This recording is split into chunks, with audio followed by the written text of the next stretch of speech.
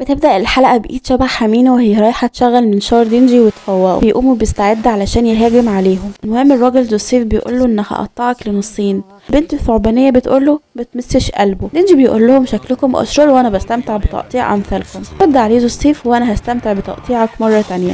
المهم بيبدأ بينهم قتال عنيف، بيفضلوا يتقاتلوا بكل شراسة لحد ما جوزيف بيجرح دينجي، والعصابة اللي معاه بيحاولوا يضربوا عليه نار بس بيخلص عليهم واحد ورا التاني. لما دينجي بيتصاب بيمسك واحد فيهم كرهينة يعني على اساس ان هو فارق لجوزيف، لكن جوزيف بيختفي فجأة وبيظهر من ورا دينجي من غير ما يلاحظه، وبيشوف ان هو قسمه النصين هو واللي معاه. بعدين بيقول ان لازم كل جماعة المنشار يموتوا، وبعدين بنشوف الجثث قسم 4 كلهم وهم ميتين. في الجانب الموازي بنشوف مكيمة وهي مقتولة، والعصابة واقفين بيتكلموا يقولوا انهم يقعدوا مع المدنيين بشكل عادي عشان محدش يشتبه فيهم. بس فجأة بنلاقي مكيمة قامت ولا كأنها أصيبت بشيء، حاجة عجيبة جدا. طبعا في الوقت بيكون في 2 من قسم واحد مستنيين في المحطة، وفي احد الاشخاص بيجيب لهم خبر بان مكيمة ماتت، بس لما بيقف القطار بيلاقوا مكيمة خارجة وبيتصدموا من منظرها المليء بالدماء. تقول لهم ولا رصاصة اصلا اصابتها، وبعدين بتأمرهم ان هم ينظفوا المكان ويلغوا الاجتماع. وبنشوف العصابة وهم مفرومين منها في القطار. سهل ابدا يا مكيمة. المهم بنشوف الشرطة بسبب القتل اللي حصل. بعدين بيقول لها الشاب اللي اسمه كروس انهم لازم ينزلوا طوكيو كتعزيزات، بس بتقول له مش هنلحق نوصل له، اكيد هدف العدو هو دينجي. المهم بتطلب من كروسي ان هو يجيب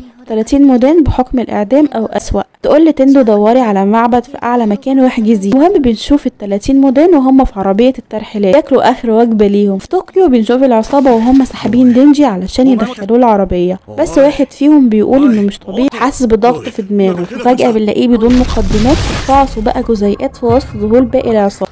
بتكلم واحد من العصابة وبتقوله يتحقق من موت مكيمة، ولسه ما قالتش كلمتين على بعض وهو كمان بينفجر. وبنلاقي مكيمة وهي واقفة ومكتفة السجناء ومعصبة عليهم، وبتروح لواحد فيهم وتطلب منه انه يقول اسم شخص يكون اسم واحد من العصابة. وبعد ما بيقول بتعمل حركة غريبة بايديها. الشخص اللي قالت اسمه هو اللي كان ماسك دينجي، وفجأة مش بيقدر يتحرك وبينفجر هو كمان. مكيمة تقعد مع واحد وتخليه ينطق اسم شخص من العصابة، والشخص المداني يموت والقاتل معاه بينفجر لأشلاء. بعدين باقي العصابة لما بيلاقوا المنظر ده بيطلعوا يجروا يصرخوا بشكل هستيري، وطبعا ما سلموش من مكيمة برضو وانفجروا كلهم وسط ظهور البنت المرعبة وذو السيوف. وبعدين بتخلص ال30 شهر. تقول كروسي وتندو ده اللي قدرت اعمله من هنا، لازم بقى انزل طوكيو عشان اكمل. يا مكيمة انت شكلك ولية قادرة ومفترية. رحت للعصابة واللي خلاص قضت عليهم واحد ورا التاني، مش فاضل غير ذو السيوف والبنت المرعبة واللي لسه بيحاولوا يهربوا، بس بيتفاجئوا بظهور كوبين باعتقاد بانها ماتت، وده لانها اتفادت من قبل قريب،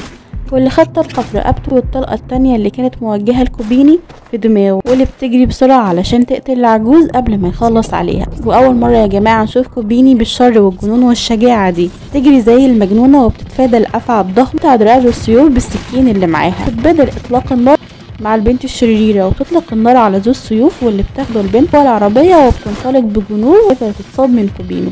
المهم كوبيني بتمسك دينجي وبتقوله انا بعتذر لك عن محاولة قتلك، وبتقعد تضحك بهستيريا وبتقول انها قربت تفقد عقلها الشغلانة دي وانها خلاص هتقرر انها تستقيل قبل ما يحصل لها حاجة. وبتنتهي لحد هنا الحلقة.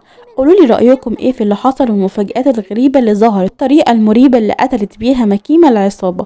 يا ترى هي متعاقدة مع اي نوع من انواع الشياطين اللي ممكن يقتل بالشكل المريب ده؟ ترى خلاص همينو ماتت للأبد؟ مستنية آرائكم ودعمكم ليا. سلام.